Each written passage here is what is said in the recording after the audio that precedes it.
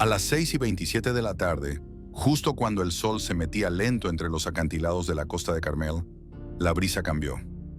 No fue un viento fuerte, ni un cambio evidente de temperatura.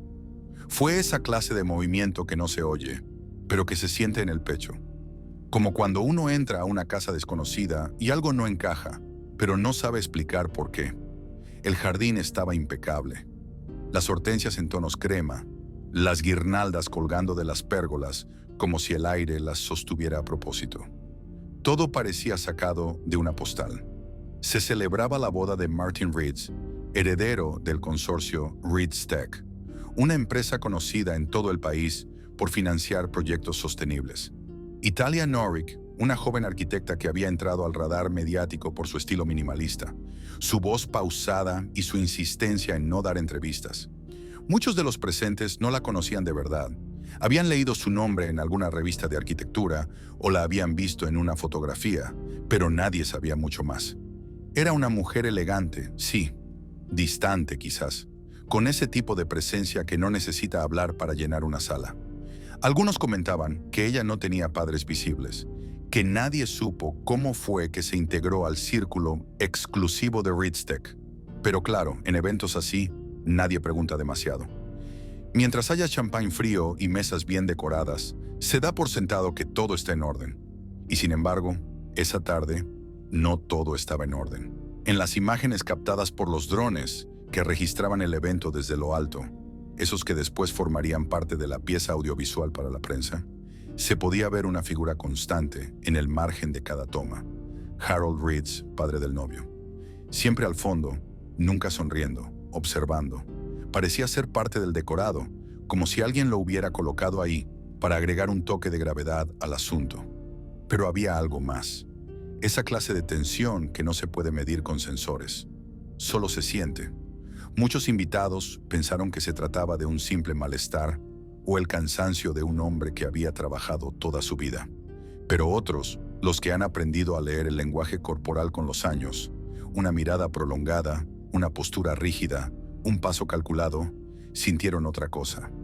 Algo incómodo, como cuando uno se da cuenta de que la silla donde está sentado no está bien apoyada, pero decide no moverse para no llamar la atención. Durante la ceremonia, mientras Talia recitaba sus votos, hubo un momento particular que quedó grabado en más de una retina. Harold clavó su mirada en ella con una intensidad que no era la de un padre orgulloso. No era tampoco hostilidad, era otra cosa, algo más denso, más privado. El camarógrafo, un joven argentino llamado Matías, acostumbrado a filmar eventos de celebridades en Los Ángeles, captó ese instante sin intención, pero después, revisando las tomas, se detuvo en ese cuadro. No supo decir por qué. Solo notó que en cada toma clave, Harold estaba ahí. No cerca físicamente, pero sí dentro del cuadro, como si no pudiera o no quisiera alejarse. Cuando terminó la ceremonia, la pareja caminó entre pétalos y risas hacia el vestíbulo principal. Los aplausos eran sinceros, sí, pero había algo en el ambiente que ya no podía disimularse. Esa pequeña molestia que nace cuando se intenta mantener una fachada demasiado perfecta durante demasiado tiempo. Subieron al piso superior, a la suite nupcial, con sonrisas calculadas. Ninguno se tomó de la mano. El ascensor estaba en silencio. Martin, normalmente elocuente, parecía ausente. Talia miraba al frente, como si ya supiera que esa puerta que se iba a cerrar detrás de ellos sería más que una entrada a una habitación. Era una entrada a algo inevitable. Afuera los invitados brindaban. Decían cosas como, «¡Qué pareja tan hermosa!» o «El evento del año». Uno de ellos, un ex socio de Harold, se acercó al bar y pidió un whisky doble. Mientras esperaba su copa, dijo en voz baja, «Hay algo que no está bien en todo esto. No sé qué es, pero no es solo el vino». Y quizás tenía razón. A veces, las cosas que parecen brillar más que el resto no lo hacen por su propia luz. Brillan porque están a punto de romperse, como una bombilla que parpadea antes de apagarse. En ese instante exacto, mientras los fuegos artificiales se preparaban para estallar en sincronía con la música clásica y las cámaras giraban para capturar la escena final del video promocional, la historia, sin que nadie lo supiera, ya había comenzado a torcerse. El jardín aún olía a flores frescas. Las mesas aún estaban llenas, pero en uno de los balcones, el reflejo del vidrio mostraba algo distinto. Harold seguía mirando hacia el piso superior, sin moverse, como si esperara algo, o como si supiera exactamente lo que iba a pasar después, y lo sabía. A las 007, la cámara del pasillo captó la silueta de Martin Italia entrando a la suite presidencial. Caminaban juntos, pero no al mismo ritmo. Él con los hombros tensos, ella con pasos suaves y la mirada hacia abajo. Desde fuera, cualquier observador habría dicho que se trataba del cansancio natural después de un día intenso. Pero quienes han vivido lo suficiente saben distinguir el agotamiento físico del emocional. Y aquí, lo que pesaba no era el cuerpo, era el silencio. Una vez dentro de la suite, no hubo sonidos de celebración, ni brindis, ni voces. La habitación estaba preparada con todos los elementos que uno esperaría de una noche especial. Pétalos sobre la alfombra de seda, velas eléctricas encendidas, una cubeta con champán francés, una bandeja con frutas cuidadosamente dispuestas. Todo en su lugar, demasiado perfecto. El personal del hotel, un equipo formado en protocolos de lujo extremo, no volvió a recibir ninguna solicitud por parte de los recién casados. No pidieron servicio, ni masajes, ni cenas tardías, solo una orden previa de desayuno para las 7:45 de la mañana. Detalle que, con el tiempo, se volvería importante. Mientras la noche seguía su curso para los demás, algo en esa habitación se detuvo. En las cámaras del pasillo no se registraron movimientos posteriores. Nadie entró. Nadie salió, como si el tiempo dentro se hubiera congelado. A las 2:10, una figura apareció sentada en el suelo del pasillo, justo frente a la puerta de la suite. Martin Ritz. Llevaba aún el traje de boda, pero estaba desarreglado. Su mirada estaba perdida. No emitía sonido alguno. Permanecía inmóvil con la espalda apoyada contra la pared y la cabeza ladeada. A esa hora, en la zona de eventos del hotel, los últimos invitados comenzaban a retirarse. Algunos regresaban a sus habitaciones, otros esperaban transportes. Los empleados comentaban lo impecable que había salido todo. Nadie sospechaba que el piso superior había quedado en un mutismo absoluto. A las 7:50, justo como estaba previsto, entró en escena una mujer que se ganaba la vida desde el silencio. Rosa Elena, una camarera de piso con más de 15 años de trabajo en el hotel. Tocó la puerta de la suite con los nudillos, como siempre hacía. Esperó. Nada. Repitió el gesto, esta vez con un poco más de fuerza. Ninguna respuesta. Informó por radio y usó la llave maestra. Al entrar, lo primero que notó fue el frío. No el de la temperatura, sino el del ambiente. Las velas aún encendidas, el champán sin descorchar, los pétalos intactos. Caminó en silencio. Subió al nivel superior. Todo estaba inusualmente limpio. Demasiado. Sobre la cama, aún en su vestido blanco, estaba Talia. No tenía signos de violencia. No había sangre. No había desorden. Su expresión era neutra, casi serena.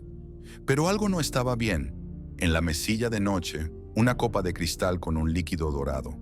Al lado, un pequeño frasco sin etiqueta y una nota manuscrita sin firma. Rosa no gritó. Salió del cuarto sin tocar nada. Avisó a la recepción y esperó. A las 8:12, el equipo de seguridad del hotel encontró a Martin exactamente en el mismo lugar. Seguía ahí, como si no se hubiera movido en horas. No parecía borracho ni drogado. Cuando le tocaron el hombro, reaccionó con lentitud. Miró alrededor sin reconocer su entorno. Dijo algo que nadie entendió. Luego se quedó en silencio. Fue trasladado a la enfermería. El médico lo revisó. No había rastro de sustancias ni signos visibles de daño, solo confusión, ausencia.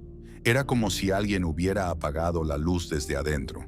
A las 8:35, el detective Art Melin recibió la llamada que cambiaría el curso de su semana. El hotel era conocido por su exclusividad y por no necesitar presencia policial, salvo en casos extremos. Este era uno. Al llegar a la suite, Melin pidió primero no tocar nada. Observó la habitación. Todo era tan ordenado que resultaba inquietante. Las flores, la ropa, la cama, nada fuera de lugar. La copa estaba casi llena, el frasco con restos de un sedante. Pero el cuerpo no reflejaba una muerte inducida. Era como si algo se hubiera borrado de la escena. Los primeros exámenes descartaron una sobredosis. La concentración en sangre era baja, pero en el estómago era alta. Eso significaba algo muy preciso. La sustancia había sido ingerida o administrada después de la muerte, o cuando los signos vitales ya eran mínimos. Eso, para el detective, fue como encontrar una puerta entreabierta en una casa vacía. Había que entrar, no había señales de lucha, ningún objeto fuera de lugar. Pero en el cuello de Talia, una línea apenas perceptible. Bajo su uña, una astilla de tela y restos microscópicos de un tejido oscuro. Era casi nada, pero para Meline, ese casi nada era el inicio de algo. Ordenó recoger cada muestra, revisar cada cámara y registrar cada acceso digital al sistema del hotel. Los datos hablarían, como siempre. El crimen, si lo era, no se encontraba en el desorden, sino en lo milimétrico de su puesta en escena. Lo que debía ser la noche más feliz para esa pareja se había transformado en el inicio de una secuencia de preguntas sin respuestas. Y eso, para alguien como Art Meline, era un mensaje claro. No había sido un accidente. Pero tampoco era una historia simple, porque cuando todo está demasiado limpio, suele ser porque alguien se encargó de limpiar. El detective Meline no era alguien que se dejara impresionar fácilmente. Había visto demasiadas habitaciones cerradas, demasiadas familias bien vestidas ocultando vergüenzas, demasiadas versiones que nunca coincidían con la verdad. Pero aquella suite, con su calma escénica y su pulcritud cinematográfica, le generaba algo más incómodo que el horror habitual. Desconfianza. No por lo que había, sino por lo que no. El protocolo lo obligaba a comenzar por lo obvio. Solicitó las grabaciones de seguridad de las últimas 12 horas. Revisó los registros de entradas digitales. Consultó con el equipo forense sobre tiempos estimados. Lo que encontró no lo tranquilizó. A las 23:15, el sistema registró una apertura de la suite desde la entrada de servicio. Un acceso reservado para personal. La cámara cercana no mostraba el rostro del intruso. Llevaba una gorra baja y el uniforme estándar del staff. Sin embargo, el modo de caminar, el tamaño corporal y la forma de inclinarse coincidían, de forma incómoda, con alguien que Meline ya había visto. Harold Reeds. Según la declaración inicial, Harold había abandonado el evento a las 22:30 por una supuesta migraña. Se retiró sin despedirse. Un gesto raro en alguien de su rango social, pero no imposible. Lo que sí era imposible era que su silueta reapareciera frente a la suite poco después, usando un pase de acceso que no debía poseer. Una contradicción no menor. Martin, por su parte, seguía en estado de pasividad. Su ropa estaba intacta, sin arrugas evidentes. En su muñeca, una leve marca de presión, tal vez de una copa. Su chaqueta fue enviada al laboratorio, donde se identificó una minúscula mancha de sangre seca en el interior del puño. No era de Talia, tampoco era suya. Por ahora no tenía dueño. Al revisar las últimas actividades digitales, el equipo descubrió algo más extraño. A las 00:28, desde el teléfono de Martin, se inició sesión en la cuenta de correo personal de Talia. No era una intrusión forzada.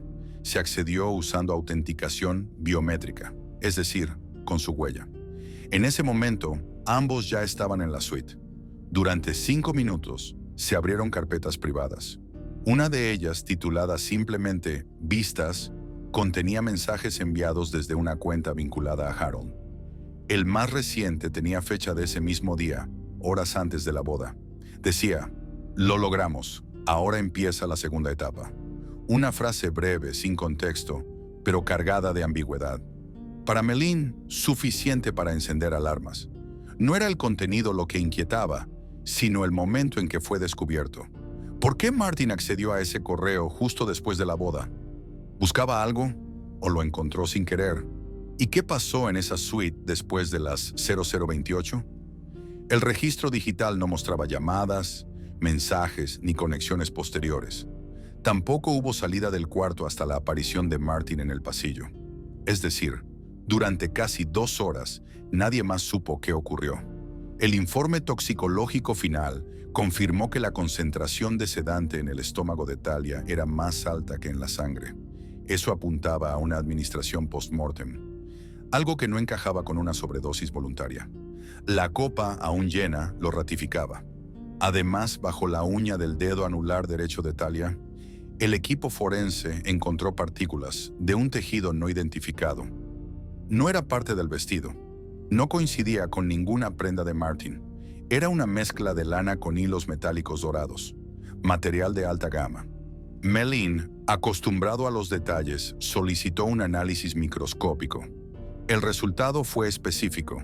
Ese tejido pertenecía a un tipo de traje fabricado a medida por un sastre italiano con apenas 2 modelos vendidos en Estados Unidos ese mes. Uno había sido encargado para Harold Ritz. El hallazgo empujó la hipótesis del detective hacia una dirección delicada.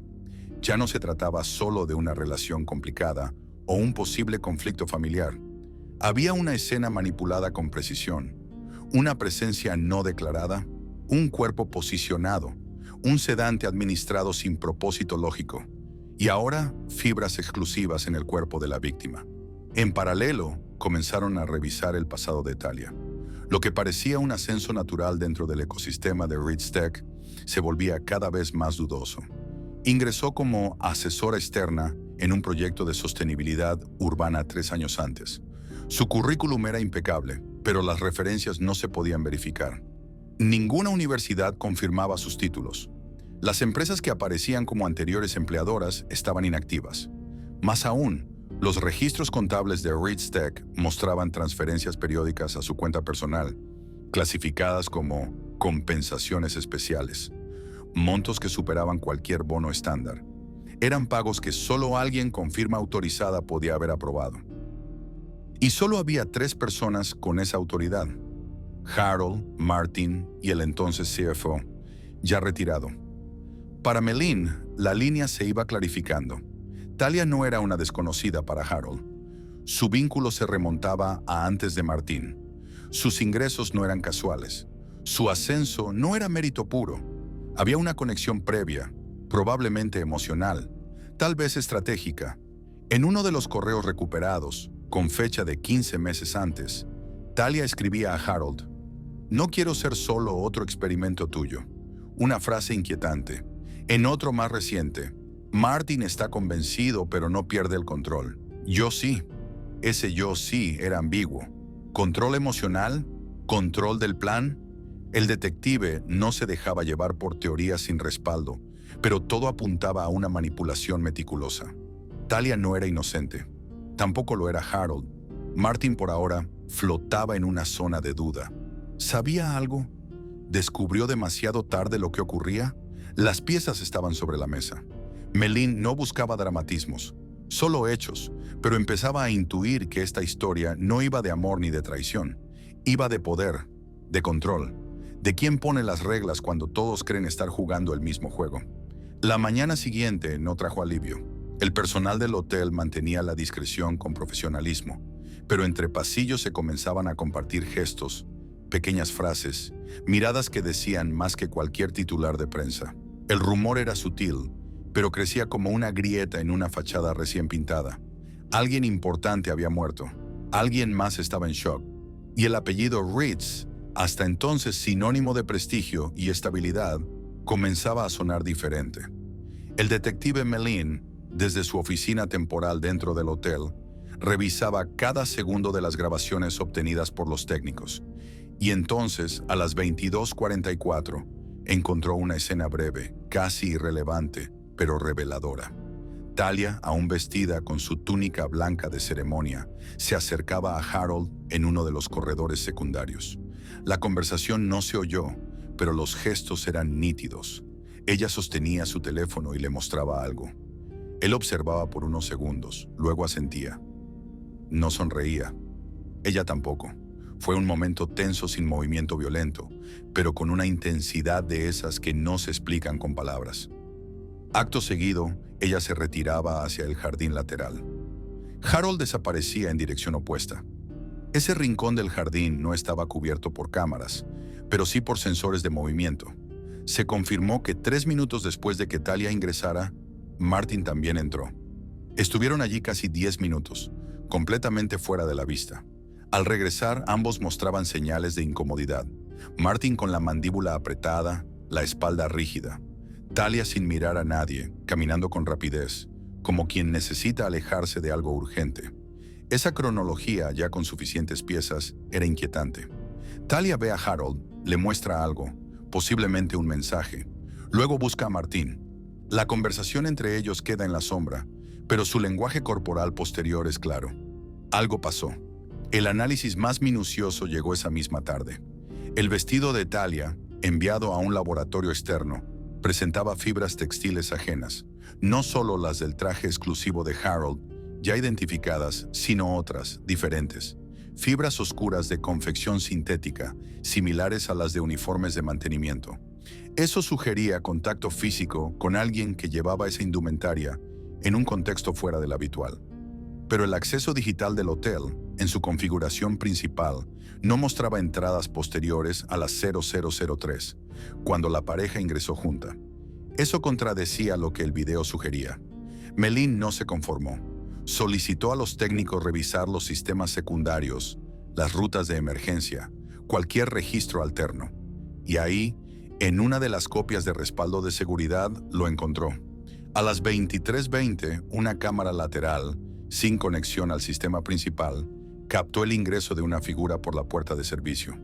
Misma gorra, mismo uniforme, misma complexión que Harold Reeds. Portaba una llave magnética. Esa grabación, ignorada en el primer filtrado, cambió la lectura de todo lo anterior. 12 minutos después, la misma cámara captó a Talia entrando por el otro extremo del pasillo. Su expresión al cruzar la puerta no era de sorpresa, era de alguien que sabía a quién iban a encontrar. El video, sin audio, mostró un intercambio visual. Harold sacó el móvil. Ella lo miró, se rió brevemente. Pero de inmediato, algo cambió. Retrocedió. Él extendió el brazo. Ella giró, lo señaló, intentó alejarse. El gesto de él fue brusco, no violento, pero definitivo. Talia perdió el equilibrio, cayó fuera de cuadro. Melin observó la secuencia varias veces. No había planificación aparente. No hubo agresión directa, pero sí una omisión clara. No la ayudó, no revisó su estado, no pidió asistencia. Se quedó inmóvil, luego se arrodilló. Pasaron más de 30 segundos. Después se levantó y salió por la misma puerta por donde entró. La siguiente secuencia mostraba a Martin y Talia entrando juntos por la entrada principal. Ella caminaba, hablaba, no parecía afectada físicamente. Eso indicaba que, tras la caída, no hubo lesión fatal. Estaba viva. Lo que haya ocurrido después, dentro de la suite, no fue captado por ninguna cámara. A las 2:10, Harold volvió a aparecer, esta vez sin uniforme. Entró nuevamente por la puerta trasera. Permaneció 26 minutos dentro y salió. Esta segunda entrada no había sido registrada por el sistema digital, lo que sugería uso de una llave maestra no registrada o manipulación directa del sistema. Cuando el cuerpo de Talia fue encontrado, ya había sido posicionado, con el entorno cuidadosamente preparado para simular una escena controlada. Melin no necesitaba más señales. No se trataba de una reacción emocional en medio de una discusión. Lo que encontró era evidencia de alteración deliberada de la escena. Los detalles lo gritaban. La copa intacta, el frasco sin etiquetas, la nota sin firma, las fibras exclusivas bajo la uña. Todo había sido colocado con precisión, y Harold había regresado a ajustar aquello que no quiso dejar al azar. A las 3 de la madrugada, Melin solicitó una orden de arresto. El equipo se presentó en la residencia privada de Harold. No hubo resistencia, estaba solo, vestido con ropa sencilla. Dijo que los esperaba. No emitió palabra durante el traslado. Para Melin, lo más revelador no fue su silencio, fue su expresión. No había angustia, ni rabia, ni miedo. Solo una calma contenida, como si todo se hubiera desarrollado según un plan que, aunque fallido, no lo sorprendía. Era la expresión de alguien que no se sorprendía de ser atrapado. Durante el traslado a la comisaría, Harold Reeds mantuvo la mirada fija en la ventana del vehículo policial. No preguntó a dónde lo llevaban. No pidió un abogado. Cuando uno de los oficiales mencionó la palabra asesinato, ni siquiera parpadeó. Esa actitud, entre la serenidad y la indiferencia, desconcertó a más de uno. Parecía más un ejecutivo, camino a una reunión, que un hombre arrestado por manipular la escena de una muerte. No hubo rastro de culpa visible, tampoco de miedo, solo control. Ya en la sala de interrogatorios, Harold pidió declarar de inmediato. Rechazó la asistencia legal. Dijo que prefería hablar antes de que otros empezaran a contar su versión. El detective Mellin lo observó durante varios segundos antes de activar la grabación. No por intimidarlo, sino para estudiar su lenguaje corporal. Lo había hecho con decenas de sospechosos. Sabía que la verdad rara vez se encontraba en las palabras. Estaba en los gestos, en las pausas, en la forma de respirar. Harold habló sin titubeos. Admitió que había tenido una discusión con Talia esa noche. Reconoció que ella le había exigido que revelara la relación que habían mantenido durante los últimos años. Una relación que, según él, comenzó antes de que ella ingresara a Ridgetech. Dijo que al principio todo fue consensuado, incluso inspirador, pero que con el tiempo la situación se volvió peligrosa. No por violencia, sino por desequilibrio de expectativas. Afirmó que ella insistía en visibilizar lo que habían compartido, mientras él prefería mantenerlo en la sombra. No por vergüenza, sino por las implicaciones que tendría en la empresa, en su hijo y en la imagen de su familia. Contó que la noche de la boda, Talia le mostró una serie de correos que ella misma planeaba publicar si él no accedía a otorgarle un lugar permanente en la junta directiva de Ridgetech. Correos que, según sus palabras, ella había guardado como respaldo, por si alguna vez él decidía darse la vuelta. Mellin escuchaba sin interrumpir. Sabía que el relato no podía ser corroborado al 100%, pero la existencia de ciertos mensajes entre ambos ya estaba confirmada. Lo que quedaba por establecer era la intención. Harold negó haber planeado su muerte. Describió lo ocurrido como una secuencia de tensión mal manejada. Dijo que cuando ella cayó al suelo, no pensó que se hubiera lastimado, que se retiró para evitar una escalada, y que luego, al enterarse del fallecimiento, entró en pánico. Según él, su regreso a la suite después de la medianoche tuvo un solo propósito: preservar la imagen de su hijo. Afirmó que nunca pensó inculparlo, que su intención era únicamente protegerlo del escándalo. Por eso manipuló la escena. Por eso colocó la copa y el frasco y escribió la nota sin firma. Quería que pareciera una decisión personal de Talia, no una consecuencia de una guerra interna. Esa última afirmación encendió una alerta en la mente de Mellin, porque si bien Harold decía haber actuado por pánico, cada uno de sus movimientos indicaba lo contrario. Elegir una entrada sin cámaras, usar un uniforme para pasar desapercibido, alterar objetos sin dejar huellas. Ninguno de esos actos era impulsivo. Todos eran racionales, meticulosos, pensados para engañar. En paralelo, Martin fue citado nuevamente. Esta vez su rostro había cambiado. Seguía hablando en voz baja, pero ya no se mostraba tan ausente. Confirmó que descubrió los correos entre Talia y su padre después de la boda, usando su teléfono. Dijo que no confrontó a Talia porque no supo cómo hacerlo, que sintió una mezcla de confusión, humillación y paralización. Negó haber presenciado ningún acto violento. Aseguró que cuando se acostaron, ella simplemente se recostó sobre la cama y no volvió a moverse. Lo más impactante no fue lo que dijo, sino cómo lo dijo. No con rabia ni con lágrimas, con resignación, como alguien que entendía que había perdido más que una esposa o un padre.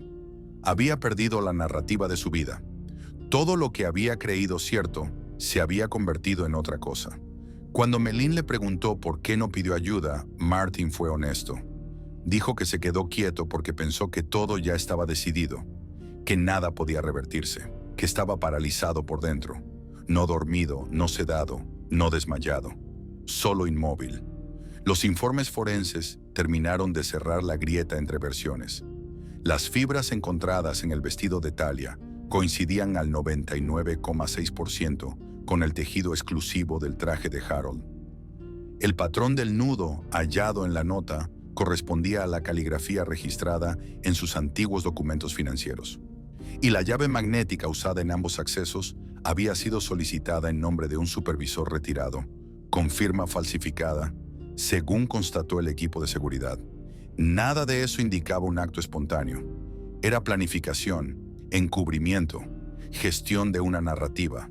Pero el juicio no sería por asesinato premeditado. La fiscalía optó por una figura legal distinta: manipulación de escena con resultado de muerte en circunstancias no aclaradas. Una estrategia común en casos donde no hay testigos presenciales del acto fatal, pero sí pruebas de intervención posterior. Harold no protestó, no intentó negociar. Solo dijo que aceptaría la decisión judicial, cualquiera que fuera. No para asumir culpa, según explicó, sino porque ya no importaba discutir lo que no se puede revertir. Melina anotó esa frase exacta en su libreta. No por lo que decía, sino por cómo lo decía, sin énfasis, sin emoción. Como quien repite un dato administrativo. Esa frialdad le recordaba algo que siempre enseñaba a los jóvenes agentes: la diferencia entre quien comete un error y quien lo administra. El juicio comenzó 6 semanas después del arresto, con una expectación contenida por parte de los medios. La familia Reeds había sido sinónimo de discreción durante décadas, y aunque la historia ya circulaba entre círculos empresariales y sociales, las autoridades lograron evitar que se convirtiera en un espectáculo. No hubo cámaras dentro de la sala, no hubo periodistas en los pasillos, solo un puñado de asistentes acreditados y un juez federal de semblante firme, con fama de no tolerar teatralidades. La fiscalía presentó su caso con precisión quirúrgica. No se trataba de emocionar, sino de establecer hechos. Cada imagen, cada análisis, cada correo se usó con un propósito: mostrar una línea de tiempo coherente, sin dramatismo, pero implacable. La secuencia era clara. Harold Reeds había estado en la suite antes y después de la muerte de Talia. Sus movimientos digitales, su llave, sus fibras, su firma en el sistema interno de acceso. Cada prueba reforzaba la narrativa de intervención posterior con la intención de encubrir. La defensa, por su parte, optó por una estrategia menos técnica y más emocional. Alegó que Harold actuó bajo un estado de presión extrema, que no fue la malicia sino el miedo lo que lo llevó a manipular la escena. Se presentó un informe psicológico que hablaba de agotamiento crónico, insomnio severo y episodios de ansiedad no diagnosticados. Según ese documento, el acusado había llegado a su límite y no había tenido la capacidad de procesar adecuadamente lo que ocurrió esa noche. Nadie negó que hubo manipulación. La discusión giraba en torno a la intención. Harold se mantuvo en la misma postura todo el juicio: cabeza baja, manos cruzadas, rostro neutro. No miró a su hijo, no miró al juez, no reaccionó a ninguna imagen ni testimonio. Su comportamiento fue leído de distintas maneras. Algunos lo veían como señal de culpa, otros como resignación. Melin, que asistía como testigo de la acusación, lo interpretaba de otra forma, como una forma más de control. No ceder el cuerpo, no ceder la expresión, no ceder la narrativa, como si incluso en ese entorno regulado, él aún manejara los hilos de lo que los demás veían. Martin testificó en el tercer día del proceso. Su intervención fue breve, pero no menos significativa. Confirmó que descubrió los correos entre Talia y Harold en la madrugada, después de haber ingresado juntos a la suite. Dijo que no sabía nada sobre esa relación previa, que no sospechaba nada, que había sentido una desconexión con Talia en los últimos meses, pero lo atribuyó al estrés del evento, no a una traición. Relató que tras leer los mensajes, sintió que su mundo se quebraba, que su reacción fue inmovilidad. No negó su pasividad. La explicó. Dijo que no quiso huir, que no supo qué hacer, que no se sintió capaz de enfrentar lo que acababa de descubrir. Sus palabras no fueron las de un hombre buscando redención. Fueron las de alguien que había aceptado que ya no tenía nada que recuperar. Cuando terminó, no miró al acusado. Se retiró sin hablar con nadie. En la sala solo quedó el eco de su voz baja y temblorosa.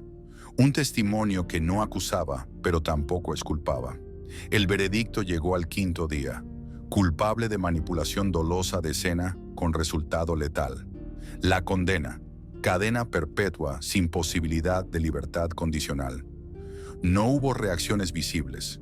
Nadie lloró. Nadie celebró. El juez pronunció la sentencia sin alzar la voz, como quien lee el final de una historia que ya todos conocían, aunque nadie quisiera escucharla. Tras la audiencia, Martin desapareció de la escena pública. No emitió declaraciones, no publicó comunicados. Se limitó a vender sus acciones en RISTEC mediante una firma fiduciaria. No asistió a la conferencia de prensa de la compañía. No atendió a nadie. Solo dejó una instrucción clara: desvincular su nombre de cualquier actividad empresarial futura. Lo que alguna vez fue su legado dejó de serlo. Durante semanas su paradero fue un misterio. Algunos medios especularon con una estancia temporal en Europa. Otros sugirieron una clínica privada, pero no hubo confirmación, hasta que un turista compartió una fotografía captada en la costa de Carolina del Norte. Un hombre caminando solo por la playa, con la cabeza cubierta por una capucha, sosteniendo una urna pequeña entre las manos. Luego se supo que era el polvo de cremación de Talia, entregado tras el cierre del expediente forense. No hubo ceremonia, no hubo flores, no hubo palabras, solo el sonido del mar, el viento y una foto que Martin dejó caer al agua. Una imagen donde ambos aparecían sonrientes frente a una maqueta arquitectónica.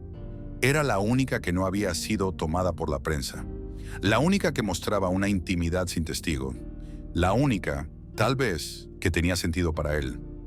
Desde entonces no se volvió a saber nada concreto. Su nombre fue retirado de registros públicos.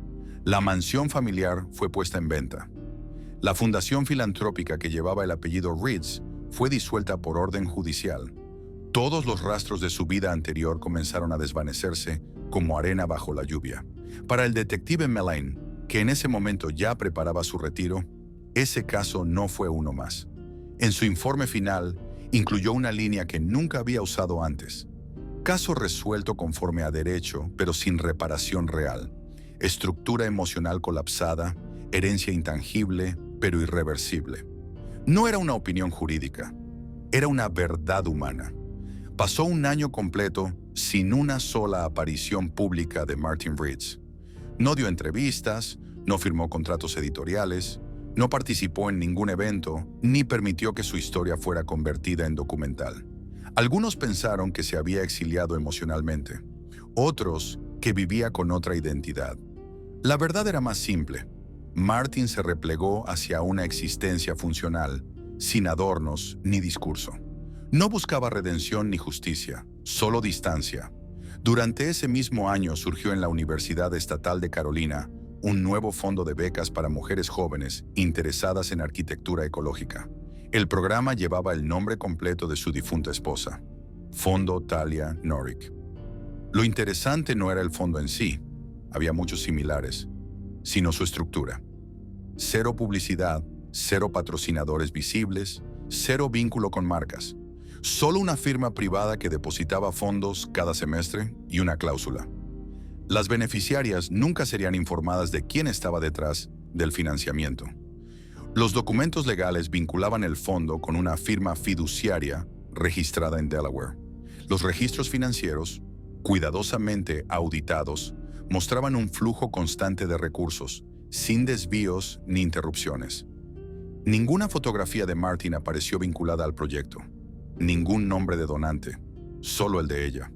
Una tarde de otoño, durante una conferencia sobre urbanismo sostenible en un auditorio local, una de las beneficiarias del programa tomó la palabra al final de una ponencia. Agradeció en público al fondo Talia Norwick por haberle permitido estudiar. Dijo que su vida cambió gracias a ese impulso. Entre el público, un hombre con gorra escuchó en silencio. No aplaudió, no intervino. Se levantó antes del cierre y salió sin mirar atrás. Desde entonces, su rastro se volvió aún más difuso. Ni siquiera los empleados del hotel donde se hospedaba durante esas visitas breves sabían quién era. Usaba nombres temporales, pagaba en efectivo, no daba explicaciones. Su rutina era simple: caminar, leer informes sobre proyectos de infraestructura verde y desaparecer antes de que alguien intentara entablar conversación. No estaba aislado por odio ni por tristeza. Era algo distinto. como si hubiera decidido vivir en un punto intermedio entre la culpa y la aceptación. Sabía que no fue el causante directo de la tragedia, pero también sabía que su inacción, su silencio, su falta de reacción esa noche formaban parte del rompecabezas. En más de una ocasión, Mellin reflexionó sobre ello. Ya retirado de su cargo, el detective impartía clases de criminología en una universidad regional. Evitaba hablar del caso Reeds, pero sus alumnos, curiosos, le hacían preguntas veladas. Mellin les respondía siempre con una frase: donde todo brilla, puede haber sombras más densas que la noche. Era su forma de enseñar que los crímenes no siempre se cometen con armas o veneno. A veces se cometen con decisiones lentas, con omisiones calculadas, con gestos que no parecen violentos, pero que terminan siéndolo por sus consecuencias. A nivel legal, el caso había quedado cerrado, pero había un capítulo más que no figuraba en los expedientes. Desde la prisión estatal, Harold Reeds enviaba cartas a su hijo con frecuencia, siempre por el canal oficial, bajo revisión penitenciaria. No contenían amenazas ni disculpas explícitas. Eran relatos extensos, escritos a mano, cargados de anécdotas del pasado, reflexiones sobre decisiones tomadas, recuerdos de infancia. Ninguna de esas cartas recibió respuesta. Cada una fue archivada sin abrir. Una vez, 5 meses después de la sentencia, Martin se presentó en la cárcel sin previo aviso. No pidió contacto físico. Solicitó la cabina con vidrio y teléfono. Ingresó en silencio. Se sentó frente a su padre, lo miró por menos de 3 minutos y luego se levantó sin levantar el auricular. No hubo intercambio de palabras, solo un cruce de miradas que no dejó espacio para malentendidos. Al retirarse, Martin no dejó comentarios. No volvió. Desde ese día, las cartas se hicieron más espaciadas. Aún llegaban, pero con menos frecuencia. Harold continuó escribiendo, no con la esperanza de ser perdonado, sino por necesidad de no volverse invisible. Porque incluso aquellos que ejercieron control toda su vida temen una cosa más que al encierro: el olvido. En la celda, Harold mantuvo la rutina de forma casi ceremonial. Se levantaba temprano, repasaba viejos informes mentales de su empresa, escribía sin cesar. No socializaba con otros internos, no pedía beneficios, no se quejaba. Para muchos era simplemente el viejo del fondo, un hombre más entre cientos. Pero para quienes sabían quién había sido, su presencia era un recordatorio incómodo de que el poder, cuando se pudre, lo hace desde el silencio. Martin, por su parte, continuó su vida con un nombre nuevo en un pequeño pueblo costero del noreste. La comunidad lo conocía como un consultor independiente que trabajaba desde casa, especializado en desarrollo urbano. Vivía en una casa de madera simple, sin adornos, con un jardín descuidado pero funcional. No hacía vida social. Saludaba con cortesía pero sin conversación. No buscaba conexiones. Tampoco las rechazaba. Era invisible por elección. Su rutina era predecible. Salidas al amanecer, caminatas por la playa, trabajo frente al ordenador, regreso antes del atardecer. No mostraba señales de evasión, pero tampoco de pertenencia. Como si cada día fuera una extensión del anterior, sin dirección, pero con un orden propio. Una tarde, mientras observaba el mar desde el malecón, una vecina le preguntó si no deseaba formar parte del comité vecinal. Él sonrió levemente, agradeció la invitación y dijo que prefería no comprometerse con nada por ahora. Lo dijo con una voz tan calmada, tan neutral, que la vecina no insistió. Intuyó que no era un rechazo, era un límite. En su rostro no había tristeza, pero tampoco alivio. Solo ese tipo de expresión que queda después de haber sobrevivido a algo que nunca se entendió del todo. Un rostro que no pide comprensión, solo espacio. A las 4:13 de la madrugada, sin previo aviso, Harold Reeds falleció en su celda. Infarto fulminante, dictaminó el médico forense del penal. Su muerte fue registrada como natural, sin elementos sospechosos. No dejó cartas ni instrucciones. Su testamento anterior había sido anulado meses antes por decisión judicial y ningún documento posterior había sido autenticado. La administración del centro penitenciario se encargó de los trámites correspondientes. El cuerpo fue incinerado bajo protocolo estatal y trasladado al pequeño cementerio de internos sin reclamación familiar. La ceremonia fue mínima. Un sacerdote local, un guardia presente por norma y un desconocido. Un hombre alto, delgado, cubierto con una gorra y abrigo oscuro, llegó minutos antes. No habló con nadie. No firmó el libro de registro. Solo observó desde lejos. Cuando el ataúd fue cubierto de tierra, se mantuvo inmóvil, como una estatua. Luego se giró y se marchó sin mirar atrás. Los testigos no supieron identificarlo. Algunos pensaron que era otro interno liberado. Nadie sospechó lo obvio. Esa misma noche, en la costa del noreste, un viento inusual recorrió la playa. Martin Reeds, ahora bajo un nombre distinto, caminaba descalzo sobre la arena mojada. Llevaba una mochila pequeña y un libro en la mano. Era un volumen de arquitectura, viejo, de tapas desgastadas. En su interior, una hoja doblada sobresalía. Era una carta, escrita a mano, sin fecha, firmada solo con una letra. T. El contenido era breve, apenas unas líneas, como si fuera parte de algo más grande. Si alguna vez llegas a leer esto, espero que no estés en el mismo lugar donde lo escribí. Prometí no arrastrarte, pero siempre supe que arrastraría algo. Incluso en lo invisible, hay peso. Martin la leyó varias veces, sentado sobre una piedra, bajo el cielo sin luna. No lloró, no sonrió, solo permaneció en silencio.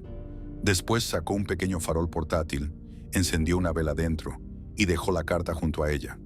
No la quemó, no la arrojó al mar, la dejó allí, como se deja una señal para quien viene detrás.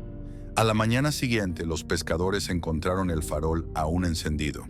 Nadie entendió su presencia. Uno de ellos, hombre mayor de rostro curtido, comentó entre risas que eso era cosa de espíritus arquitectos. Nadie le dio mayor importancia, pero nadie lo tocó. Semanas después, el pueblo costero comenzó a notar ciertos cambios.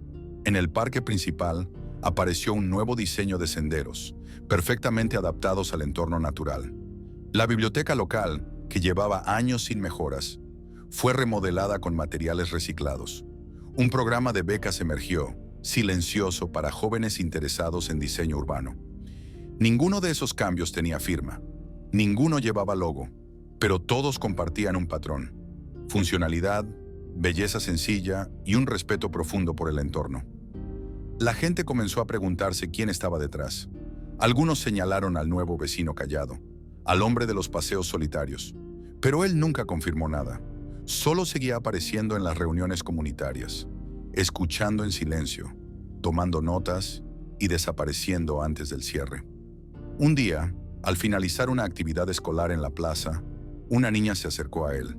Llevaba en la mano una maqueta mal recortada de un edificio pequeño. Se la mostró con entusiasmo y le dijo: «Quiero que las casas no molesten a los árboles».